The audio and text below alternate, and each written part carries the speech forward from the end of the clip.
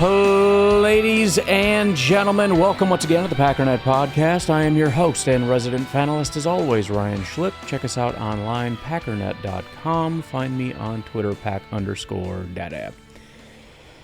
Well, we basically did it. This is our final week of hell. The Green Bay Packers will be returning this week. In fact, I've got somewhere here, of course it got buried, I've got a list of all the teams and when they're returning. There's two different dates. There's when they're rookies and injured people and all that stuff when they come back. And then there's when the veterans come back. And so some have already seen that happen. So what is today? For me, it's the 13th. So the LA Chargers are the first team to have rookies report as of the 12th. We've actually got some news on that, unfortunately. But before we get there, they are going to be the earliest. The next earliest, depending on which way you're looking at it, would be the Detroit Lions. There are a couple teams whose rookies get there first, but they are going to be the earliest in terms of their veterans reporting. So the Chargers are the 16th. The Lions are the 19th. So that is going to be Wednesday and Saturday of this week. A bunch of other teams have their vets coming in tomorrow for you, the 15th. Baltimore, Buffalo, Miami, the Giants, 49ers, and Seahawks. For the Chicago Bears, it's July 19th, July 22nd. For the Packers, it's July 18th and July 22nd. So the 18th, we got rookies coming in Friday. And then the 22nd would be that Tuesday, 23rd being the first day of open practice. Minnesota Vikings rookies report on the 20th, veterans the 22nd, and that's pretty much standard. I think the only two teams have rookies reporting on the 23rd, the same day as the veterans. That's the Falcons and the Steelers. Now, the news that I had alluded to, we talked before about the whole second-round pick thing, that you had some stupid teams who decided, hey, we're going to start guaranteeing contracts for some stupid reason. And so now every single second-round pick has decided this is our moment. We're going to hold out. We're going to start getting second-round picks to be guaranteed. Because remember, first-round picks are generally fully guaranteed. Second-round picks are generally not. But now that somebody has set the precedent. I don't remember. I think it was the Texans were first, or was it Cleveland? I don't exactly remember, but one of the two set the precedent. The other one immediately followed. I think it was because the first team that did it, the other team had like the first pick in that selection. So they were the only team that picked before, so they're like, well, I guess we got to kind of follow suit. You probably could have pushed back, but I guess they decided not to. And so the first two picks are fully guaranteed. You hope that this doesn't become some kind of a major issue, but to this date, as per my knowledge, 0 second-round picks have signed that are not fully guaranteed. So you got the two fully guaranteed, and everybody else has refused to sign.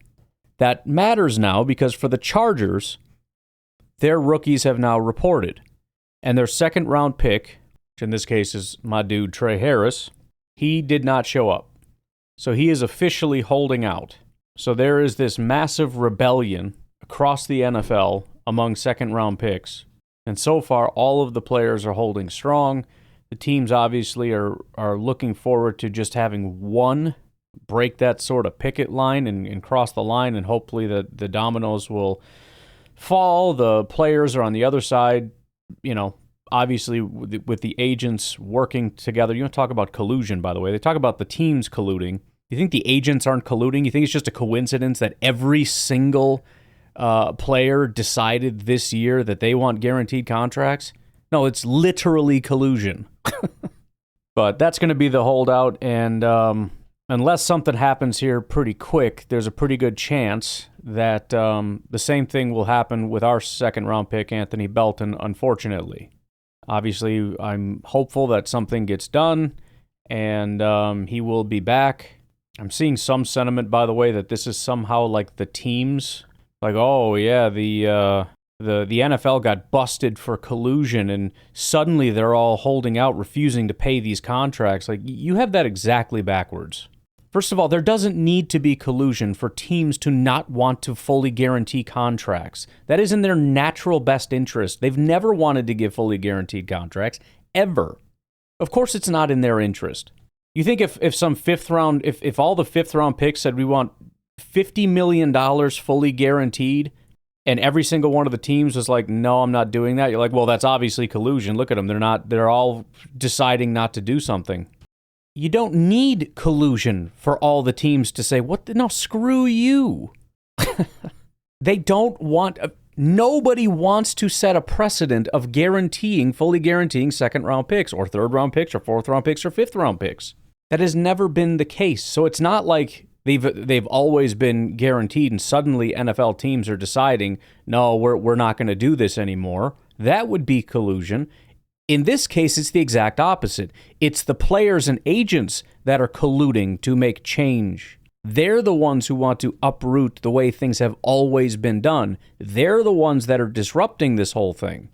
The teams want to just get on with their normal business. The Packers would love to give a contract similar to, possibly slightly better than, what Javon Bullard got the year before that, and the year before that, and the year before that, and the year before that.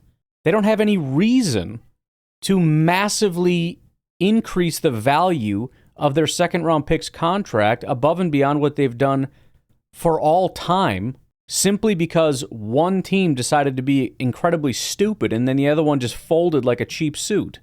That's your problem. That's their problem. That's not my problem, and I'm not doing that. Now, this is different than the Cincinnati Bengals situation, where that is the team trying to force down the player's throat something different. The player just wants a normal contract, and the team is trying to say, well, we want to change this around so that if you break any conduct policies, we can void all guarantees. And the player, I think rightfully so, is saying, no, screw you. You've never done that before. Last year's first-round pick didn't have to deal with that. No other first-round picks around here, or really anybody in the NFL. You're trying to set this league-wide precedent across the NFL, which, by the way, notice how there isn't collusion. It's not like all 32 teams are deciding to get together and be like, ooh, let's all make this big change. So, no, it's not a coincidence that, oh, look, we found some more collusion among NFL teams. Like, give me a freaking break here. I mean, anytime teams act in their own interest, it must be collusion, because otherwise they would obviously just do what's best for the player and not best for themselves or the rest of their team. So, anyways, it's a bit of a countdown here, and the fact that nobody has budged is not super great news. But I'm hoping once the dominoes fall, whatever they may be, it'll start to happen pretty fast. Probably not. I'm guessing, if one more team signs a fully guaranteed contract, I doubt everyone else just does it. Likewise, if one person crosses that picket line and signs a normal contract, it doesn't mean that all the other, 30 teams or whatever, 29 teams are going to be able to immediately lock somebody up. It might still be holdouts. So I don't know. This whole thing is stupid. In other news, Ndamukong Suh has retired, which I was very confused why I kept seeing Ndamukong Suh. The first time I saw something, it talked about how his dad passed away a year ago. And so I thought that was kind of the whole thing, and I kept seeing that. I didn't really read the whole thing. I just saw that, and then I kept seeing it, and then Ndamukong Suh was trending, and I'm like, I mean, it's a touching story, but usually my dad passed away a year ago isn't like a continually trending thing. Turns out that was just an aside, I guess, or maybe that's the wrong way to put it. The main news was that he had retired, which really confused me because I had no idea this guy was still in the NFL. Which, I mean, he wasn't playing, but apparently he never officially retired. He just, couldn't get a job or whatever the case was. Probably some people would have been willing to take a chance on him, but not for the price he wanted to pay. And so whatever the reason is, he was never officially retired. Now he's officially retired. So I don't know what to do with that information. There aren't too many things I can care less about than when a guy retires that I thought retired like 3 years ago. Anthony on X says, Queen Elizabeth was alive the last time this guy started a game. Retiring, says the league did that for you 4 years ago, bub. It's kind of how I feel about it. All right, so what I want to do today, I'm pretty excited about this. I never know exactly how to go about it because it's just so chock full of data. It is funny enough, and I will play this video because I've been saying for a while, there's this weird thing where it feels like Warren Sharp is on a warpath to prove how good Jordan Love is, and I'm certainly not mad at it, but it just, even though he never said it explicitly until this video, every time he posted some stats, and he's probably just posting things as he was going through working on his guide or whatever, but every time he posted something, it tended to show Jordan Love in a very positive light. And so it just felt like he was on some kind of a mission to really get behind Jordan. But why don't we take a break first? I want to play this video from Warren Sharp, and then he officially released his, whatever it's called, 2025 guide or whatever it is.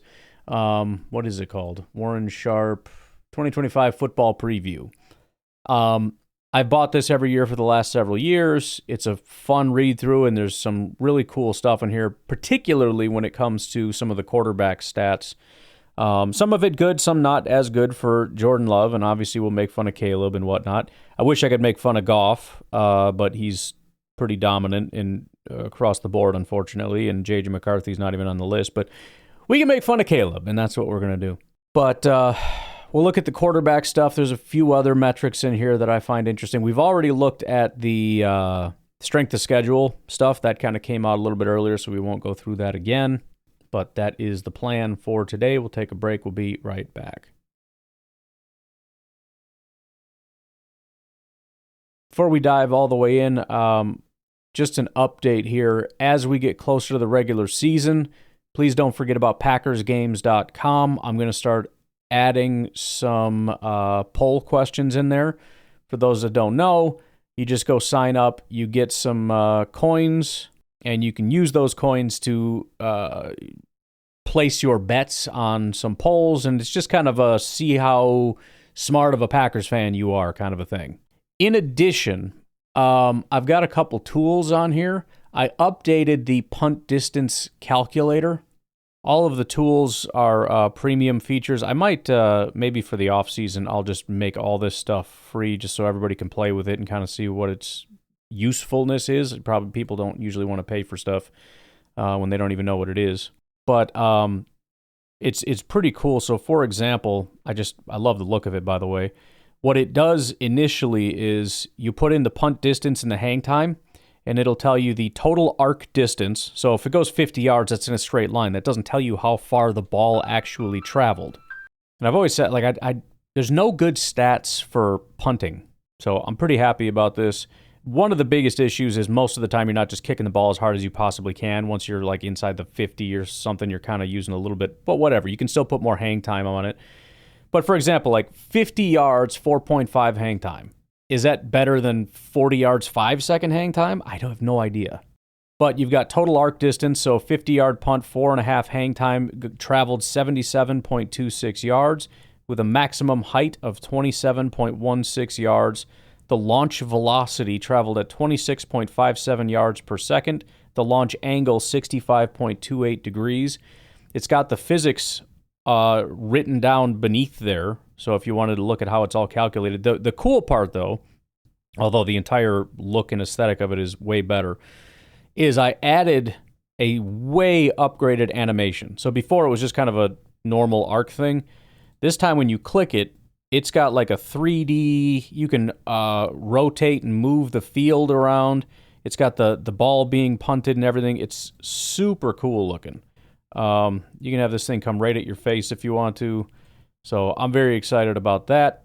And again, go ahead and give it a shot. I will try to get this all changed over to free today if I can remember, so you guys can play around with that. The other tool that I have here is the salary cap tool. I'm not going to go over the whole thing again, but I created this a while ago because I didn't like the way that we did contracts. So I kind of came up with this, in my opinion, better way of doing that. So you can actually compare contracts for which one's actually bigger or the actual contract value. And you can input either salary in total dollars or cap percentage. Otherwise, you've got the schedule on here. Again, you got the whole Packers schedule with some filters, and we got the countdown clock. The Packers play their first game in 56 days, 2 hours, 54 minutes, and 1 second. For me, anyways, the preseason game, 26 days away, 6 hours, 43 minutes, blah, blah, blah, blah, blah.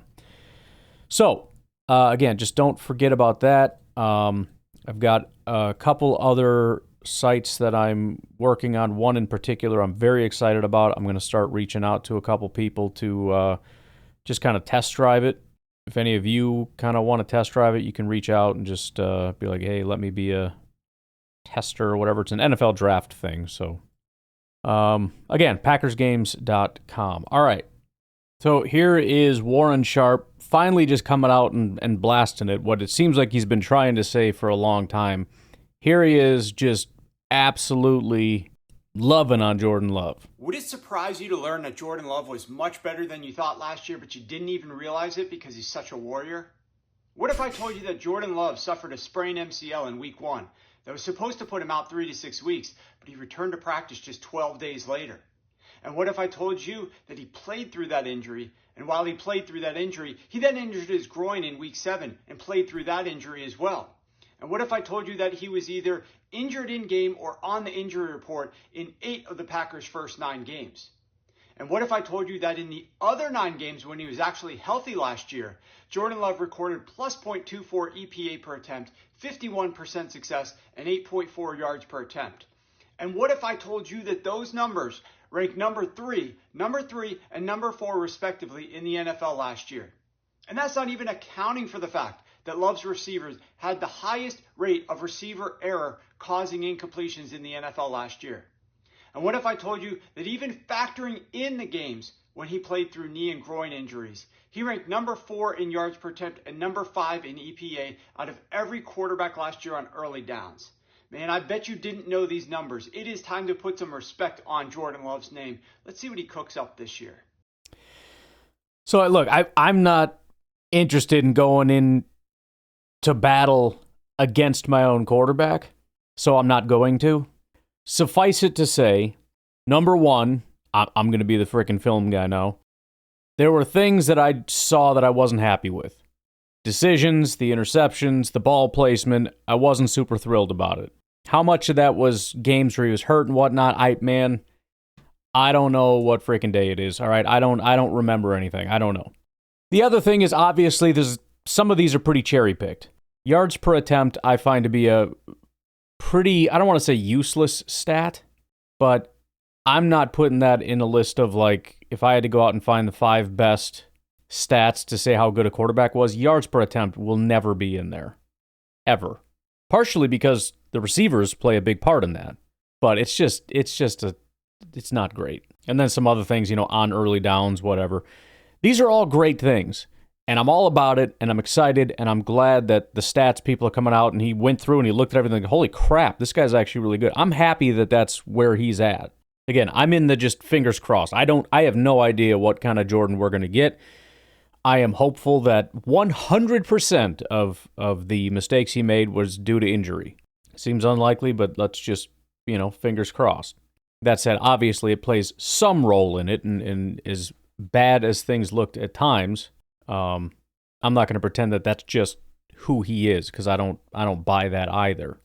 But fortunately, we have this entire sheet that he put together here, and so we can look at all of it in its entirety. I do want to read through a little bit of what he had to say about. There's a Green Bay Packers section. If you're not understanding, this is something that you can buy from Sharp Football, so I will plug that since we're using it. If you want to look through this, it's a very big guide. There's always some fantasy football stuff in here. I just bought something again today that it makes me cringe every time, but it's like, I have to get this. It's good content for the podcast, but you're dropping $25, $35 every single time somebody drops a guide, and half of it's fantasy football, and I just don't care. But there's going to be some fantasy football stuff in here. By the way, shout out to all my patrons over on Patreon, patreon.com/pack_daddy. Again, you guys helped me to offset a little bit of this cost, and I appreciate that. If only you knew. It's great and also awful during tax time because you look at how much money you spend and it's like, oh my Lord. And on one hand, I don't want to show my wife because she's going to be mad at me, but at the same time, it's for deductions. So she wants that number to be as high as possible, but also the higher it is, the more she's going to be upset with you for spending that much money. So it's a real catch-22. Anyways, here's what he had to say. Just go through a little bit of this here. It doesn't seem like Jordan Love is entering his 6th NFL season because he just completed his 2nd season as a Green Bay starter. He showed tremendous growth in his 2nd season as the starter last year, helping to lead the Packers to an 11-6 record despite battling injuries throughout the season. In a 5-point loss to an eventual Super Bowl champion Eagles in Week 1 and just 15 seconds remaining, Love was hit simultaneously by 2 defenders, causing his knee to twist unnaturally. There were initial fears he had torn his ACL. Remember how scary that was? I mean, it for a long time, too. It felt like, dude, he's done.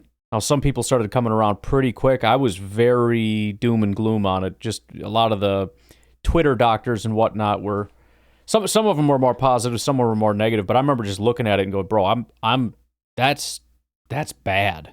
There were initial fears he had torn his ACL, but an MRI confirmed a sprained MCL with no ACL damage.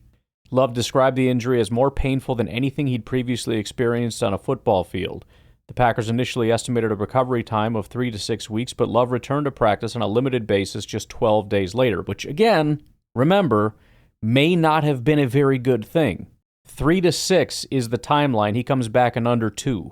He only missed 2 games, Week 2 against the Colts, Week 3 against the Titans. We won both of those games with our backup quarterback playing at a really high level. We rushed him back from injury. He goes into a football game freaking limping and not putting weight on his leg, and we lose the game. I appreciate the warrior spirit from Jordan, but there needs to be people in place, like the training staff primarily, but also the coaches. I don't know that exact dynamic. I know the training staff has to give the official okay, but I mean, there's multiple safeguards that could have looked at this and said, it's just not a good idea. His absence in those 2 games is notable for several reasons. First, his toughness and competitive nature to return way before the estimated timeline speaks positively about his grit and commitment. I think I've said it before, and I'll say it again. I don't think you can be a Packers quarterback if you're not tough as nails. I mean, Brett Favre set the standard that nobody will ever surpass. Aaron Rodgers was also incredibly... It wasn't one of his main things he was known for. He was very tough, battled through a ton of crap. One of the most iconic games of all times. Granted, he's all loaded up on Percocet, but still, coming back in that Bears game all doped up with a pretty serious injury. I mean, he's played entire seasons with, like, broken and jacked up stuff. Anyways, Jordan following right in that line. Says, second, the staff's ability to turn on a dime to a backup quarterback who was just signed to the team in late August shows creativity and solid coaching prowess. Talks about Malik Willis a little bit and how that came to be. Kind of goes on to talk about the first couple of weeks and then when Malik came in. It says, to give you an example of what Matt LaFleur pivoted to, talking about the big change from the offense we had with Jordan to the offense that he created under Malik. Says Josh Jacobs had already cleared 109 yards on 14 rushes, 7.8 yards per carry, with 8:34 left in the second quarter. Despite that amount of work, 8 different players touched the ball for the Packers. Skipping down a little bit, it says, back to Love. He returned early from a knee injury and played Week 4 against the Vikings. It was clear there was rust to shake off for Love because he didn't start well. Packers trailed 28-0 in the first half. The Vikings' first 5 drives, touchdown, touchdown, touchdown, punt, touchdown. The Packers' first 5 drive, missed field goal, interception, missed field goal, interception, turnover on downs. The Packers were lucky to recover a muffed punt with 39 seconds left before halftime, the Vikings' 3-yard line, and they trailed 28-7 at half. In the first half, Love was 12 of 24 for 4.9 yards per attempt with a 1-to-2 touchdown to interception ratio, negative .35 EPA per attempt, and 39% success rate. Talks a little bit more about the rest of that game, couple other weeks.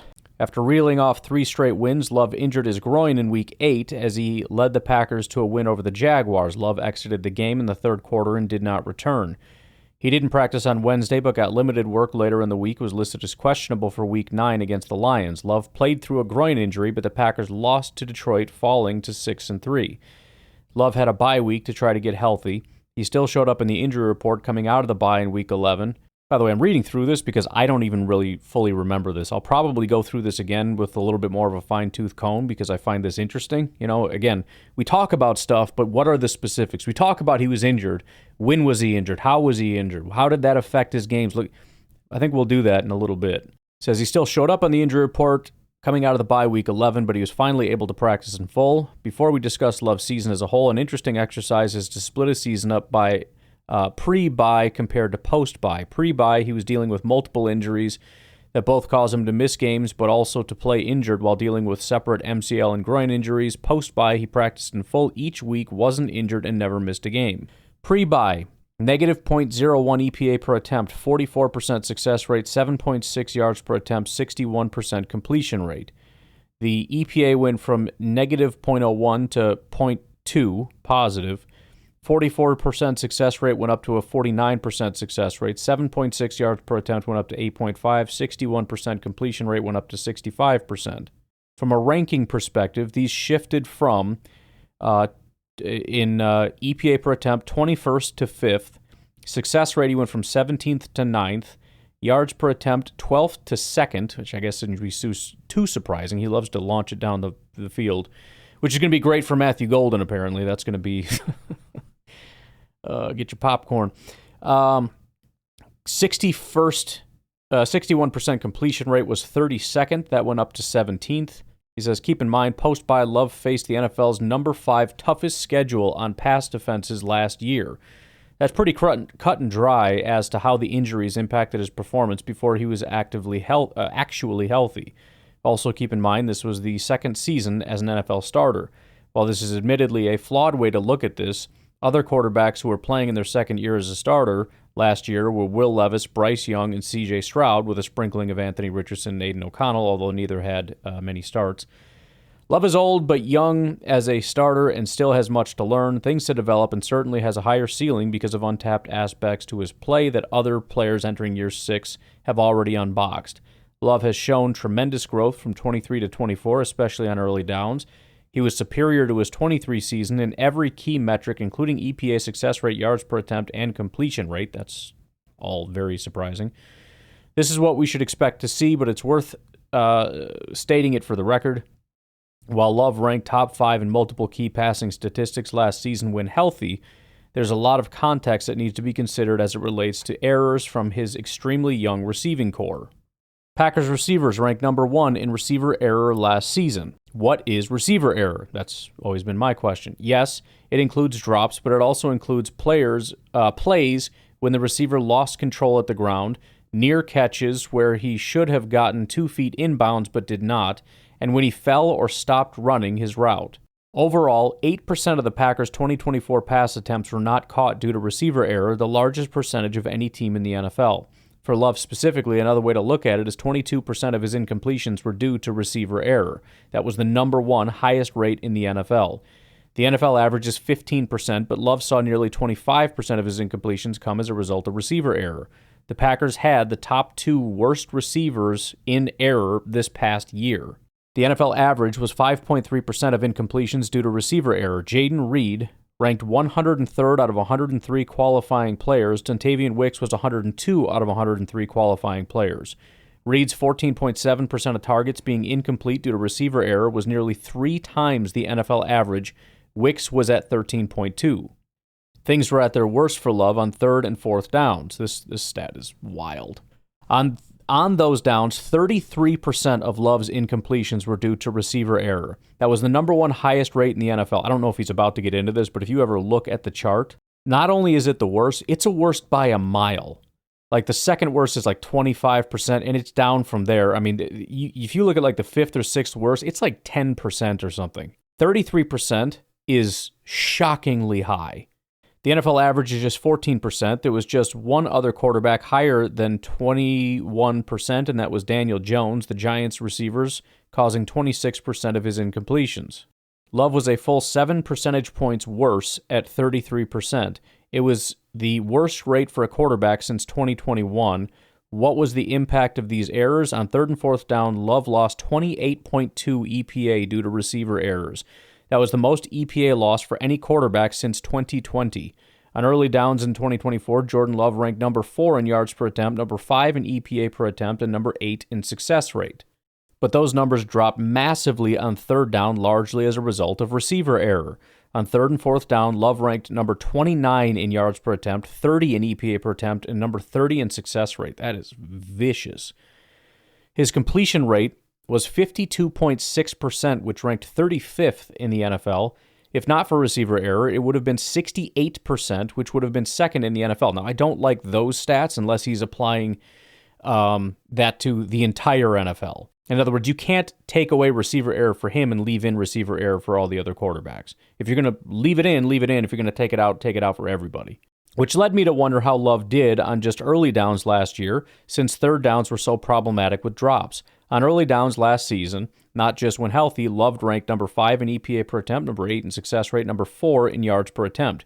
He ranked top 5 on valuable early downs by multiple metrics, despite the injuries that derailed half the season, despite his receivers leading the NFL in receiver error, despite playing the NFL's number 6 toughest schedule on pass defenses. It's just getting me kind of fired up. I'm trying so hard to rein it in and be like, no, we don't know. You never know.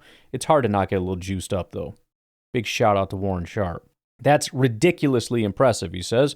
So what should we think of Love? Well, think of this. Love made 18 career starts before last season. In 2024, he made 15 starts, which were career starts number 19 through 33. I went back and filtered out all quarterbacks since 2000 during their starts 19 to 33 to compare Love's second full season as a starter. This is the kind of crap I like doing. I appreciate him doing this. Here is where Love ranked among 86 qualifying quarterbacks since 2000. 12 in yards per attempt, 27th in success rate, 34th in EPA per dropback. And on early downs, Love ranked number 7 in yards per attempt, 8 in EPA per dropback, 11 in success rate. And remember, this is out of 86 quarterbacks. So when you hear like number 11, you kind of think, okay, well, 11 out of 32, whatever. It becomes more impressive when you think, no, this is 86 qualifying quarterbacks. In early down yards per attempt, his 8.6 mark last season was behind only Kurt Warner, Jared Goff, Brock Purdy, Kirk Cousins, Russell Wilson, and Matt Schaub. I also ran another filter, remove quarterbacks who truly started their rookie season, and tried to isolate only those quarterbacks who made their second season of starts after their second season in the NFL. On early downs, Love ranked behind only Cousins, Warner, and Jake Delhomme. He ranked ahead of Tony Romo, Phillip Rivers, Carson Palmer, Pat Mahomes, Matt Stafford, and well ahead of Aaron Rodgers. Where Rodgers caught up was on third down in his second season of starting. Overall, across all downs, he had better statistics in his career starts, 19 to 33, than Love. This year, Love and the Packers got a slight reprieve in schedule, as I expect them to drop from the number 6 toughest pass defense faced to the number 16 toughest. The Packers made moves to strengthen their offense via signing Aaron Banks, Anthony Belton, drafted Matthew Golden, Savion Williams. Don't need to get into, kind of gets into a little bit of the details, obviously, we are already aware of. All right, that's about the end of that. Immediate impact of the Packers 2025 draft class. I don't really need to look at right this second. Passing recap, I feel like we just did that. All right, why don't we... Let's take a break. I want to read his defensive outlook just because I want to see what kind of stats he has for our defensive players. There's so much in here. It's crazy. We did strength of schedule, penalty analysis. I mean, maybe. I don't know. I want to get to the quarterback stats. So we'll take a break. We'll come back, look at defense, and then we'll maybe jump to quarterbacks. We'll see. We'll take a break. We'll be right back. I changed my mind. We're going to go straight to quarterbacks because that's what we're talking about right now, and I don't want to do defense and then say, well, we don't really have enough time. Let's save it for tomorrow. We'll maybe save defense for tomorrow. All right. Scrolling, infinite scrolling. So if you've been listening for a while, you maybe remember this. He's got a bunch of cool stats here. He calls stable and less stable quarterback metrics. There's other ones, but those are what we're going to start with. Stable basically meaning everything's cool, everything's calm. Less stable quarterback metrics are high-stress situations.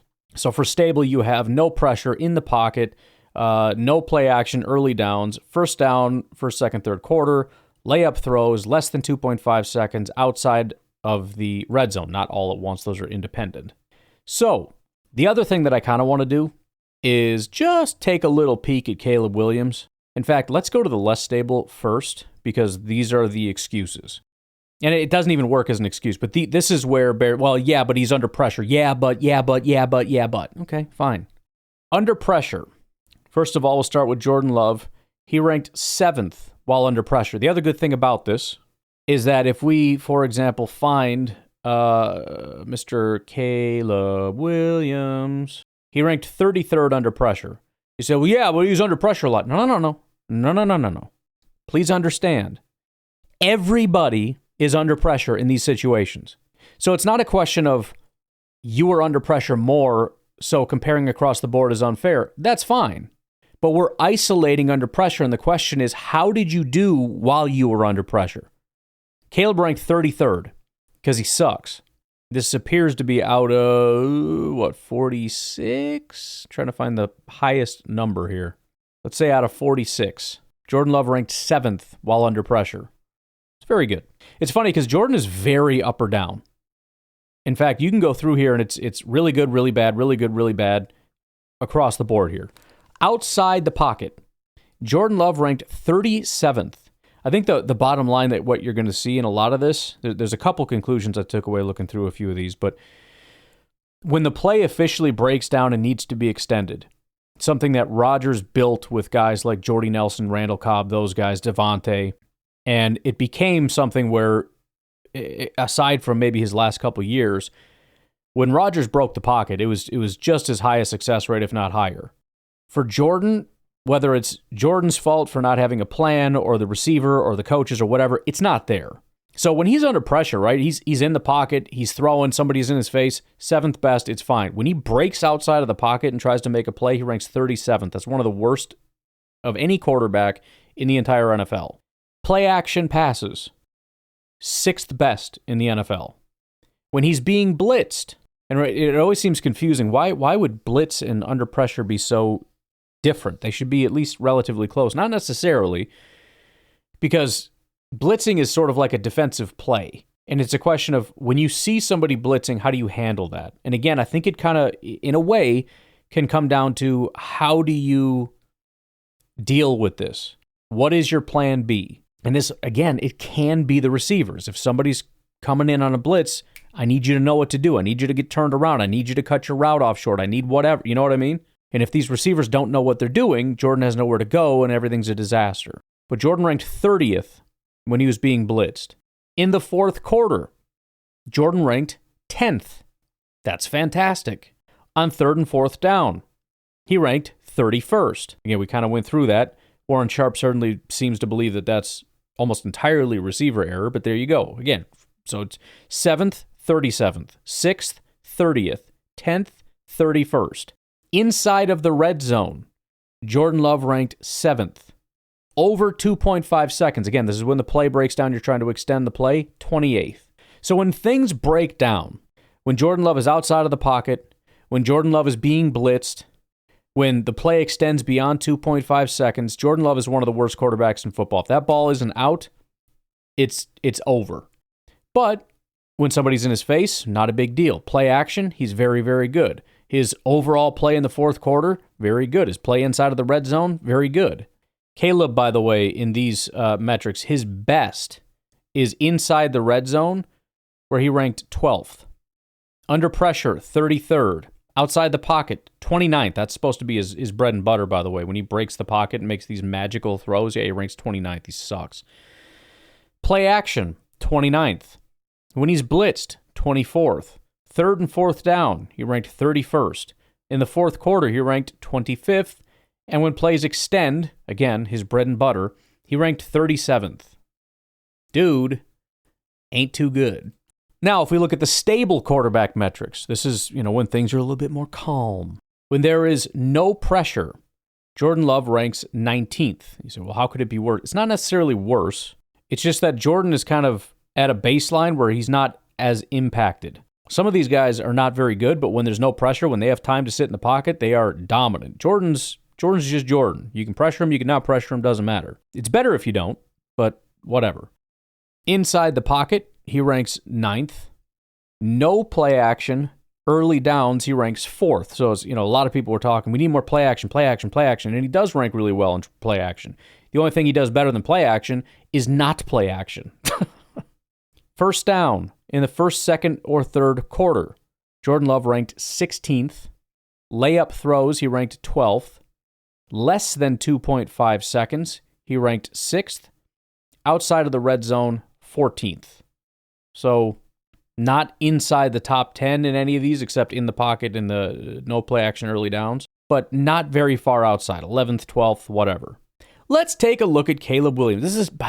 I swear, this is Justin Fields all over again. Well, it's just the pressure. It's just the offensive line. Okay, well, we can isolate it. What happened when he wasn't under pressure? Was he really good? What happened when he was throwing from inside the pocket? What happened when there were layup throws or less than 2.5 seconds or any of that? Like, what happened then? By the way, his best is about Jordan Love's worst. First down in the first, second, and third quarter, he ranked 13th. Hey-o. Layup throws. Let's just sit in that for a minute, okay? We're talking about you're not under pressure. Your receiver is wide open. And it's just the easiest throw you could ever make. How did he do in that situation? He ranked 24th. How about when there's no pressure? Again, we hear over and over, Caleb's always under pressure. He's always under pressure. Okay, what happened when he wasn't under pressure? He ranked 27th. How about when the ball gets out in less than 2.5 seconds? He ranked 28th. No play action. Early downs, he ranked 31st. Inside the pocket, he ranked 32nd. And finally, outside of the red zone, he ranked 37th. There's another one here, location and coverage, quarterback metrics, EPA per attempt, and NFL rank. Jordan is down at the bottom of this list because of how poorly he ranks in some of these. And again, it's hard to not look at the receivers when you look at the situation. It doesn't have to be. It could be an accuracy thing. It could be whatever. Man versus zone coverage. Shouldn't be a super big surprise. We've kind of been talking about this, but it is staggering. Against zone coverage, Jordan Love was the 5th best quarterback in the NFL. Against man coverage, he ranked 35th. The Packers could not beat man coverage. They couldn't do it. Whether it's the receivers or the quarterback or the protection schemes or the play calls or whatever, they could not ever. And this is, I think, why the offense fell apart. Everybody learned the Packers can't beat man coverage. And when you have a weakness like that, it's over. You have to overcome these things. You have to find a way to overcome it. And by the way, this is what the Packers are essentially trying to do right now. That's where the Matthew Golden, Savion Williams things come in. And you say, well, what is Savion? Oh, Savion's a different kind of man beater. Savion's tough in mano-a-mano situations. Against too high coverage, Jordan Love ranked 11th. Throwing between the numbers. This is where we used to rip on Aaron Rodgers a lot. He ranked 33rd throwing between the numbers. I'm guessing a lot of that is throwing a lot of interceptions. Outside of the numbers, he ranked 12th, which is very adequate, solid, whatever. Then you have distances, and none of this is really great. On deep passes, he ranked 14th. Intermediate passes, he ranked 24th. Short passes, he ranked 26th.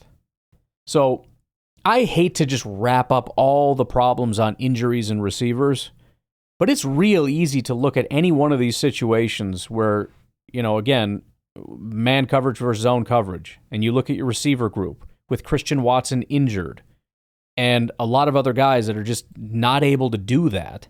And it becomes easy to say, man, if Jordan is healthy and if the receivers take a step / improve with Matthew Golden, potentially Savion Williams, whatever it is, this group is just better and able to overcome some of this stuff with the drops regressing, hopefully, meaning the number of drops going down, which should just be regression to the mean. That should happen naturally. Plus, better talent and ability to beat man coverage. I mean, that's an instant upgrade. We just need Jordan to be smart. Nice and slow, nice and easy, nice and steady. You know what to do. You got this.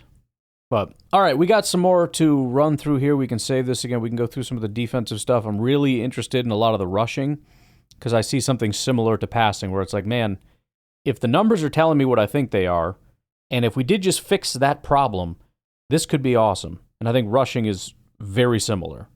You look at the numbers and go, okay, so that's what the problem was. This is what works really well. This is what didn't work. Oh, I see what the Packers did. It makes sense. Right, wide receiver. What was the problem? Receivers. What did they do? Receivers. Oh, well, all right. Let's see how that goes. Probably pretty easy to figure out in the run game what the issue is. Hopefully was. But with that, I'm going to get out of here. The hope, if I didn't mention this on Packernet After Dark, the hope is, what is today? I think I'm going to, doesn't matter. The hope is that we're back with Packernet After Dark. We got a good backlog going, and with training camp starting next week, I'm guessing the calls will pick up. So I think we're back to 2-a-days, and that's the way she goes. But appreciate y'all. I'll talk to you later. Have a good one. Bye-bye.